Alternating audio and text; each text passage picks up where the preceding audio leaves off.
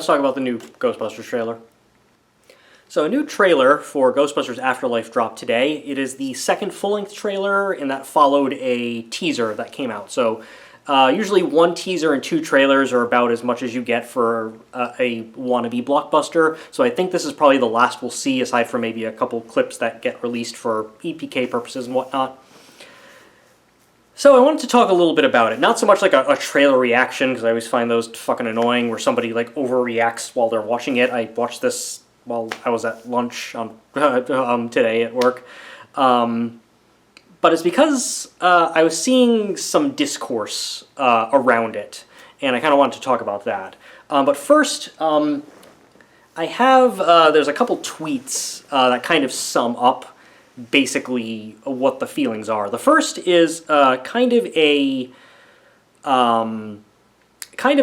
concern that I also have. This tweet basically said, the whole problem with the premise of the new Ghostbusters is that if people prove that ghosts are real, you would remember that. Everyone would know who those guys are. And I kind of agree with that. So, there was a lot of criticism, not a lot, but a little bit of criticism for Ghostbusters 2, in that in Ghostbusters 1, they defeat Gozer, they save New York City, but Ghostbusters 2 basically says that the result of that is that they were basically sued into bankruptcy for property damage and torts and things like that. I didn't have a problem believing that, because even though they do save New York City, chances are there'd be some people who think they faked the whole thing because, you know, a giant marshmallow man's running around. And the purpose of American law is basically to protect bourgeois property rights. It's not about justice or anything. So I can understand, like, the state of New York and all this stuff. Plus, I mean, the villain of Ghostbusters 1 is the EPA. Despite the fact that I very much am not a libertarian, I'm a far leftist, Ghostbusters is a very libertarian movie in its politics. I love it regardless. But the EPA is a villain in there, so obviously these people would sort of come after the Ghostbusters and think they're frauds for that one. Plus, I mean, we live in a time period right now where there's empirical evidence about things that actually happen, and you have a small subsection, kind of a large subsection actually, of people who will still decry anything as, you know, fake news, or if they don't want to believe it, they'll choose not to. It's pretty fucking crazy. So to an extent, I can believe that people would not believe in something that is very obviously true and factual, that can be proved empirically. And this is a universe where the afterlife exists, and there's, you know, science, like Egon and Ray stuff, that proves the existence of ghosts in the afterlife, so it'd be people basically going against that. And you can imagine that, you know, religious people, especially of the Christian faith, would be upset if, you know, there were ghosts, because I think their Bible isn't fine with that, even though the Old Testament has, like, fucking necromancers and shit in it. But regardless, the idea that this isn't really in the new trailer, but it is in one of the previous trailers. The idea that these kids growing up in this Oklahoma town where the movie takes place, despite being filmed in Alberta, Canada, have never heard of the Ghostbusters. And that seems odd, because if both Ghostbusters 1 and 2 are canon, and this new trailer indicates that both are, then aside from the Stay Puft Marshmallow Man and terror dogs running around, Gozer the Gozerian, Vigo the Carpathian, slime bubbling up, the Statue of Liberty walking and then being put back, and then the Ghostbusters having a celebration thanking them for that, the giant slime bubble around, like, the New York Museum, all these major events that, if they happened in the real world, this would kind of be common knowledge. I mean, assuming the timeline is still the same, where Ghostbusters takes place in 1984, Ghostbusters 2 takes place in 1989, and this is taking place, well, I mean, the movie was originally meant to come out in 2020, but let's say it takes place in 2021 for the sake of, you know, there not being a pandemic in the world, in this universe. That would be like me never having heard of Ronald Reagan or something. It doesn't quite make a lot of sense, so I'm not sure why they're pulling that off. Maybe it's just Egon's grandchildren in this movie who haven't heard because the families kept them sheltered away from that, despite the fact that they probably have access to the internet and can look this stuff up and peer groups or whatnot. So I'm not sure how they're going to pull that off. It seems like this being niche knowledge doesn't make sense. So I'm worried about that. And this is a similar problem I had with The Force Awakens. Well, I had a lot of problems with The Force Awakens. I think the the basic concept behind Force Awakens was not the direction to go in. They could have done anything as far as a Star Wars sequel trilogy went, and they decided to basically just regurgitate the same bullshit where instead, the Empire fell, well, now we have the First Order, which is the same fucking thing. No, the Death Star, so now we have Starkiller Base, which is the same fucking thing. It's just, you have so much behind. You could do literally anything. You can pull from the expanded universe and create your own thing, and then fucking hack J.J. Abrams just decides, I'm just gonna remake A New Hope. Anyway, but I never understood why in Force Awakens people think the events of Return of the Jedi are just a myth. It was only 30 years prior. Again, it would be like if I had never heard of Ronald Reagan or George H.W. Bush or something. This is, I understand the internet doesn't exist in the Star Wars universe, but they still have news. They can still communicate planet to planet. They can still find this stuff out. It's not like the Old West where if you're in Utah territory, you're not going to know immediately what happens in Germany. I don't know. I had a big problem with that. So I'm kind of wondering if Ghostbusters Afterlife is going to suffer the same problems with conception of this, soft reboot, belated sequel that Force Awakens had. But we'll see. But the other part of the discourse I'm seeing is that in the 2 trailers now and in the teaser, the tone of these is not overly comedic, and Ghostbusters 1 and Ghostbusters 2 are comedies. And, the Ghostbusters 2016 remake, or reboot, or what have you, there was a lot of reasons why people didn't like that. And, yeah, you had some bad faith people who just didn't like it because they were misogynist assholes. But then you had people who didn't like it because they just think it's a very bad movie. And of those people, I'm part of the subset that just thinks the movie is not funny. And part of that is I went to go see it, I gave it a shot, and I laughed once during the movie. And I was in a theater of maybe only 11 other people, and I was the only person who laughed, and I laughed once. Nobody else laughed at all. It was a bunch of people quietly sitting, waiting for their number to be called at the DMV. It was very awkward. But also, the humor of Ghostbusters 1 and 2 is very specific, and it's that the universe of those movies is not a comedy universe. It's not overly silly or broad.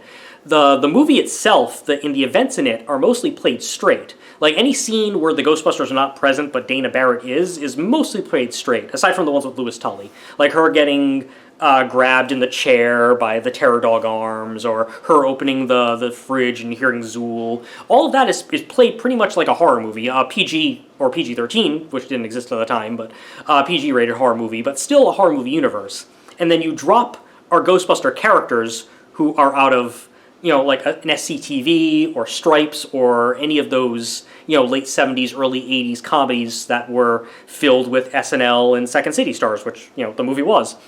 And you drop them into that universe, and some of the humor is drawn from the characters, but not of the universe. So you have a lot of funny characters, and they say funny things, but the universe is taken seriously. Whereas in the 2016 Ghostbusters, it's basically the universe of Bridesmaids or The Heat or any of Paul Feig's other stuff. And that's why it didn't work. I felt that was the wrong approach to take to a Ghostbusters. Even if it's going to be a different type of humor, I think what worked so well with Ghostbusters is that it wasn't just madcap, goofy shit that's just 3 steps away from being a spoof movie. And then, obviously, the third act of Ghostbusters 2016, it just became an action movie with horrible CGI swirling green fog, and it was fucking awful. But I felt that was odd. Which is odd because I like Paul Feig outside of that movie and outside of the other movie with Anna Kendrick he made after, which was awful as well. But I like The Heat, I like Bridesmaids. But the best thing Paul Feig has really made is Freaks and Geeks. And Freaks and Geeks, obviously Judd Apatow had some stuff to do with that. He wasn't the sole creative force behind it, but he was the major creative force. And Freaks and Geeks is kind of similar in tone to the trailer for Ghostbusters Afterlife, oddly enough, and a little bit more of the Ghostbusters, where it's more of a dramedy feel for Freaks and Geeks. It's not overly silly, even if the characters themselves can sometimes do silly things. And it's weird that he didn't see that would probably be a better tone for a Ghostbusters reboot than making Spy with Melissa McCarthy again. So That's kind of odd. By the way, Paul Feig, he wrote a book called Super Stud, and it was sort of like a humorous memoir about him not being able to get laid, and that was a really funny book. I don't know, just, he shouldn't have been, he was the wrong talent for Ghostbusters, but whatever, 2016, it's gone, nobody likes it, nobody remembers it, it's fine. People remember it, but whatever. But people have seen these trailers for Ghostbusters Afterlife, and they're like, you know, where's the comedy? Like, there's two YouTube critics who I respect. One is Jay Bauman from Red Letter Media, who's, of the three major Red Letter Media guys, he's the one whose taste is most like my own. He likes horror exploitation. And then Patrick H. Willems, who I really just got into pretty recently, only a couple weeks ago, because he pretty much has the same degree as me. He has like a bachelor's in cinema studies, I have a bachelor in film studies. But he does these very, very good, very well thought out film essays. And Jay Bauman wrote, you know, the new Ghostbusters doesn't look bad or anything, but it's so weird that their marketing angle is to play up your nostalgia for some sort of alternate Spielbergian version of the original movie that never existed.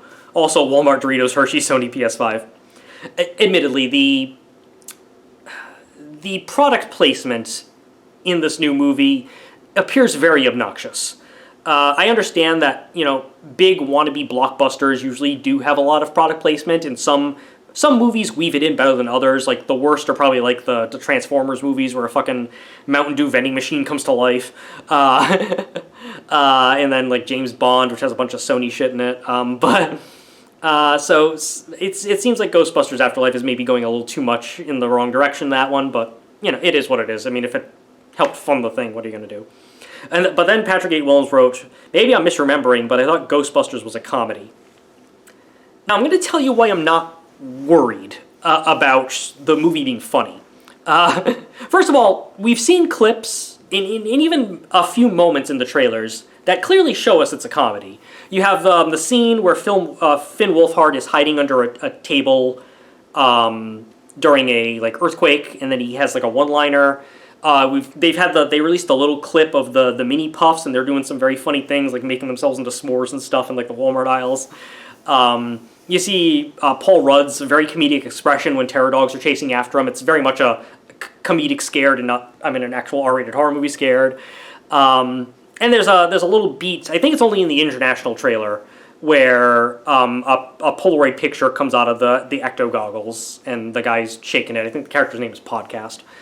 So there's definitely jokes, but the trailers, for whatever reason, aren't playing up the humor. But I'm sure the movie in and of itself is still a comedy. It just seems like it is leaning into some dramedy aspects, mainly to pay tribute to Harold Ramis and having the family connection and that kind of thing, which I don't mind. I mean, but a lot of this is probably because, aside from the, you know, market nostalgia is a good way to market things, and that's why the marketing makes it look like... I've seen people compare it to Stranger Things, and I understand that, because in Season 2 of Stranger Things, they wore Ghostbusters outfits, and Finn Wolfhard is in both.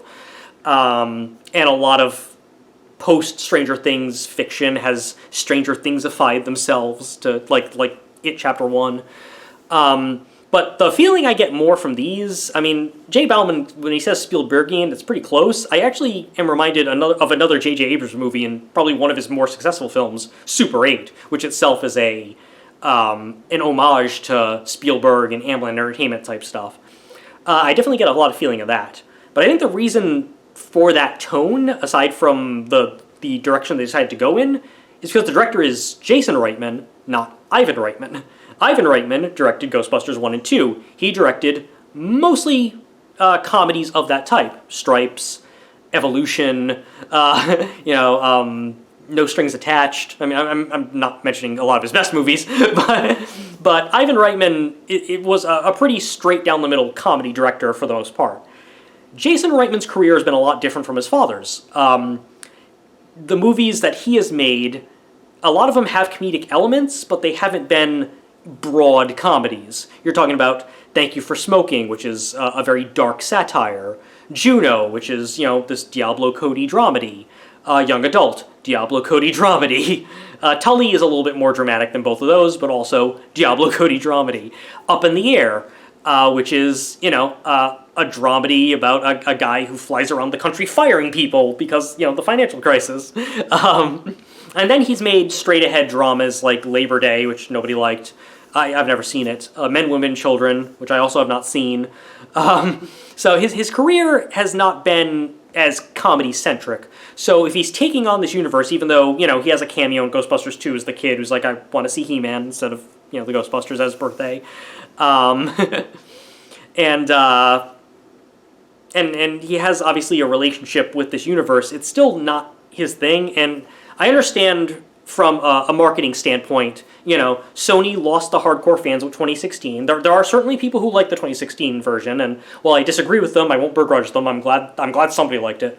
But it's safe to say the hardcore fans didn't like it. Both the toxic ones who were just misogynist assholes and gamer gators, and like the Midnight's Edge type alt-writers, and the people who aren't that but still didn't like it, of which I would put myself in that group, and probably James Rolfe from Cinemassacre, who just refused to see it because he knew he wasn't going to like it. There's sort of that bucket. And I think, hiring, if they're making another one, making it a direct, albeit belated sequel is better, because another problem with 2016 is that no Ghostbusters fan wanted a reboot. They wanted something that took place in the same universe. Even if it was all-girl Ghostbusters, fine. Even if it was, they just wanted it to be in-universe and passing the torch. They didn't want something that just wiped the slate and was a whole other thing. So I think the idea is like, oh, well, we hired the son, so it's obvious, it's passing the torch from generation to generation. It works that way as far as like a real-life symbol, and then it also works as far as what we're trying to do, which is, Force Awakens this whole thing. Now, I've said, I don't know if I've said this in a video, but I've said it online in like written form. Of all of these like belated sequel soft reboots, to me the most successful one so far has been Cobra Kai, which is the Karate Kid sequel show, where basically you had 4 Karate Kid movies. You had, the first Karate Kid, the second Karate Kid, and then the third one that nobody really likes, and then the spin-off with Hilary Swank that nobody really likes either. And Cobra Kai, it was both faithful to the spirit and the tone and the characters and the continuity of the original films, but it still subverts expectations to a certain extent. I know subvert your expectations become a dirty word for people who don't like The Last Jedi, but FYI, I really like The Last Jedi. It's my favorite of the sequel trilogy. But it subverts that by basically taking the villain, William Zabka, and making him the hero, which has always been kind of a fan theory, and it was exploited for great comedic effect in How I Met Your Mother. And then it allows like the bully trope, of which he exemplified, to be empathized with, and it really, aside from it has the original characters, it also has new characters, so it's passing the torch, but it gives them both equal weight. So it's not like, oh, the old characters are here just to pass the torch, but we're not going to focus on them. It gives them equal weight. It's, as far as the balancing act of one of these belated sequel soft reboots, I think Cobra Kai, at least in the 3 seasons that have been released so far, I know there's a 4th season coming up, and who knows, might shit the bed. But I feel like Cobra Kai has done it better than any of these other belated sequels have. I mean, we've had belated sequels that have not been very good, like Independence Day Resurgence. All of the movies we wanted to have sequels to, but they weren't made sequels to at the time for scheduling or budget or whatever reasons. Like, even like Anchorman 2 falls into that, where you have a first movie, people really like it, fans clamor for a sequel, but the studio or the people involved or whatever don't want to make it, and so we get one 20, 30 years later. But by then it's a little too late to get the actual sequel we wanted, so we kind of have to get something that makes sense with the time wave, because otherwise you'd be digitally de-aging everybody by like 30 years, and it's fucking expensive. Look at The Irishman. I do like The Irishman movie, though, by the way. I'm just saying it's expensive to de-age people digitally. So I'm hoping Ghostbusters Afterlife is a lot more Cobra Kai and a lot less Force Awakens, which I think is the wrong way to do everything, basically. And I know a lot of people really like that movie, and a lot of people, that's probably most people's favorite of the sequel trilogy. I disagree with you. It is what it is. But that's why I'm not quite worried about the tone based just on marketing. I think the marketing is selling that nostalgia and that heart factor, because there's probably a lot of that in the movie, and they're either not stressing the jokes, either because it could be like a Mike Judge situation where, if you look back at Mike Judge's movies, his live-action movies specifically, Office Space, Extract, Idiocracy, the humor in those movies works very well in context. Those are all extremely funny movies. I know a lot of people don't like Extract, but I do. But Idiocracy and Office Space are both pretty well-liked cult classics at this point. But what all three of those movies have in common is that their trailers and their marketing material sucks, because Mike Judge's humor doesn't translate well to marketing material when it's plucked out of context. His humor only works when it's within the body of context it's created for. At least for live action. King of the Hill and Beavis and Butthead are a little bit different. And it might be like that. It might be that the jokes in the new Ghostbusters don't work very well in marketing material and they only work best in context. Or it could just be that they're trying to avoid spoilers, that maybe the studio is trying to hit the nostalgia to get you in the theater, but they don't want to ruin the jokes. It's possible, because the marketing materials behind Ghostbusters Afterlife, they have been, up until this trailer, they have been pretty restrained in what they show. Like, before this trailer, we didn't see any of the original cast at all, except in archival footage. We barely even saw any ghosts. We basically just saw, like, blurs of things. This trailer finally shows us a good look at Muncher, which I think was revealed from a European cooking show, that what the design looked like. It shows us what looks like Gozer, and it shows us a bit more of Terror Dogs. I think in the previous trailers, I think we just saw Terror Dog arms. So it's been pretty restrained. And then in this trailer, we finally see Janine, Annie Potts, and we see a little bit of Ray Stantz. And they've also released like the Hasbro Plus toys, so we kind of know what the Ghostbusters are going to look like aged. But they've been pretty restrained, so I'm wondering if some of the marketing material here, the reason we're not seeing the jokes is also because the marketing department is actually holding that back as opposed to ruining everything in the trailer like marketing departments usually do. But anyway, that's my general overarching why I'm not terribly worried about the tone of the marketing material and that the movie might be too serious and not comedic enough. Long way around a short block. As far as this trailer so far, I remain cautiously optimistic about this film.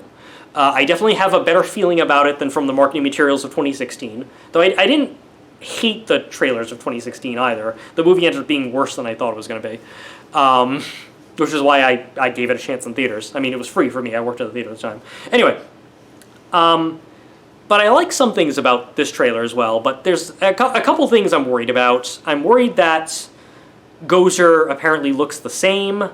There's like a brief shot of what looks like the flat-topped Gozer crawling out of like a cave or whatnot, and it seems like there's an underground mine shaft with like a statue of Gozer in that form.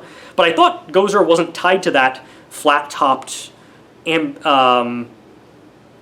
androgynous form. I thought Gozer could take any form and like choose the form of the Destroyer. I thought the androgynous one was just one of many forms, but I guess they're just sticking with that form, which, fine, but you could do something new with it.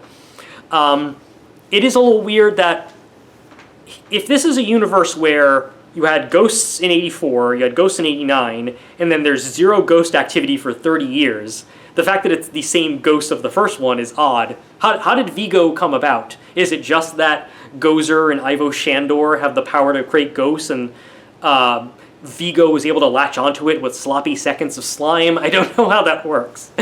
But I do like that they're sort of building upon the mythology of the first one, where, you know, Ivo Shandor and this guy who built a building to summon Gozer also had this cave in Oklahoma, and that Egon was working on this for 30 years before he died. So I kind of like that, but at the same time, I was kind of hoping they'd go a little bit new and not play it so safe with having Gozer again, kind of thing. Plus, as a rare person who probably likes Ghostbusters 2 a little bit more than Ghostbusters 1, you know, I'm hoping for some Vigo love. That's the thing, I guess I should mention too. Ghostbusters 2, even though I say Ghostbusters 1 it takes place in a horror universe, but it has comedic characters, the same is still pretty much the same about Ghostbusters 2. Ghostbusters 2 is a little bit jokier and a little bit more kid-friendly because of the cartoon, but it still has, you know, beheaded heads on spikes in a train. It still has, you know, some stuff that would be pretty scary for a young kid. I was 6, I think, when I saw the movie in theaters, I was 5 or 6 because it came out in. Well, I have the poster on my wall actually. It came out on June 16th of 1989, so I think I was still 5. I was two months away from being 6, and I remember some of that part being not so scary I couldn't watch it or scary that I had nightmares, but scary for a kid. And then there's like the slime monster in the bathtub. That effect doesn't look as good today, but that looks pretty cool. And that scene isn't played for laughs at all, and neither is the Janosz nanny who steals Oscar and flies away. A lot of that stuff is still played seriously, so it's still not the jokiness of 2016. Again, with the Ghostbusters 2 tone, even though that's a lighter tone than Ghostbusters 1, and it doesn't have like a ghost blowjob or anything as edgy as that from Ghostbusters 1, it still follows the same rules of comedic characters, horror universe. And so I'm still hoping Afterlife follows that suit. But yeah, I'm still worried about 30 years. Why does nobody know about the Ghostbusters? I'm still in this universe. Why is it Gozer again? Is it Gozer plus something else? So I mean, it might still work in context of the film. What I do like, McKenna Grace is pretty much the star of this movie, and she's Egon's granddaughter, I guess. During the pandemic, I binge-watched Designated Survivor, which is a junk food TV show. It's not necessarily good, but it is entertaining. And she plays a role in that. She's the president's daughter in that. As far as kid actors go, she's pretty good in that. But then, in this past season of The Handmaid's Tale, she's in that. And she's very good in that. She has some pretty meaty character moments to do in that. And I believe Handmaid's Tale filmed after Ghostbusters Afterlife. I think Ghostbusters Afterlife filmed first, and Handmaid's Tale filmed a little bit during COVID. But she's very good in that. So if she's as good in Ghostbusters Afterlife as basically being like an 11-year-old female Egon as she was in Handmaid's Tale, then great casting. I'm totally on board with that. I like Paul Rudd. Paul Rudd's very funny. I think he'll be very good in that. And Phil Wolfhard, I've liked him in the stuff I've seen in film. I mean, Stranger Things, I haven't seen him in too much beyond that, but he seems like a very capable child actor. So I'm optimistic about that. And I like some of the touches to the original that are in here, but probably this trailer eased my mind about something. As someone who really loves Ghostbusters 2, and as someone who was a little bit worried when I saw that the Ecto-1 doesn't look like the Ecto-1A in this movie, and that if we're just doing Gozer and Shandor, and then Gozer and Shandor, that they were going to retcon out of continuity Ghostbusters 2. Well, the very last shot of this trailer shows Ray Stantz picking up a phone in Ray's Occult Books. And Ray's Occult Books only appears in Ghostbusters 2. So, confirmation that Ghostbusters 2 remains canon. The video game, which was up until this point the only thing we're having that's Ghostbusters 3. Ghostbusters the video game, by the way, also about Gozer and Shandor. Though Vigo, the painting of Vigo is in the firehouse for some reason. But that was the closest thing we had to Ghostbusters 3 before. That's not in continuity anymore if it's been 30 years since ghosts have been seen. But at least my beloved Ghostbusters 2 is still canon. So I'm immediately happy. As soon as I saw that, I'm like, fine. Ghostbusters 2's canon. I'm good. Thank you. If you can verbally name check Vigo, great. But it still leaves some questions because this trailer does show Annie Potts as Janine. So I'm kind of wondering, did she end up with Egon? Is she the grandmother? Is she the mother of this movie and the grandmother of these kids? Or did she end up with Louis Tully, who she was hooking up with in Ghostbusters 2? Or neither of them? What has Janine been up to? I've always liked that character in both iterations. Ghostbusters 1 iteration and Ghostbusters 2 iteration. And the cartoon, where she gets to be a Ghostbuster herself. I know that Sigourney Weaver is in this, but how are they going to shoehorn her in? All I'm imagining right now is that after Ray gets that call, he probably recruits Winston, who he's probably closer to than Peter, and he calls Peter on the phone, and he answers in bed, and then he wakes up, and then Dana lifts up from behind him because they're married now or something, and they're raising Oscar together. I don't know. Does Dana also fly to Oklahoma to help with this? How is she involved in this? My guess is that we don't see any of the original Ghostbusters aside from Janine. It looks like Janine is probably in the first act of the movie to introduce how they get the farmhouse. But I'm guessing that Ray, Winston, and Peter, and probably Dana, aren't in this movie until the third act, and they probably come in just to help, but they still let the kids save. And I would not be surprised if Peter Venkman dies, because Bill Murray has never wanted to do this. He is the reason there is no Ghostbusters 3 within time that there should have been. That and the fact that him and Harold Ramis didn't talk for many years after Groundhog Day until Harold Ramis was almost on his deathbed. Bill Murray's kind of an asshole. And I mean, if you Google anything about him, yeah. I mean, great actor, very funny man. He's great in a lot of movies. By all accounts, he's not a good person. But he's definitely the reason Ghostbusters 3 never happened. And, you know, he won't be in Ghostbusters 3 in the 90s, but he'll be in fucking Garfield 1 and 2 and every Wes Anderson piece of shit. I mean, some of those movies are good, but a lot of them, I'm not a Wes Anderson fan. And he'll also, you know, do an extended cameo in the 2016 shitty one. I don't know. Anyway, I've ranted for over half an hour about this trailer, so I think that's probably all the thoughts I need to talk about on it. I remain cautiously optimistic. I'm not worried about the tone of the marketing material. I'm worried about a couple story choices and points here and there, but overall, I remain optimistic and can't wait to see this movie in November. Finally.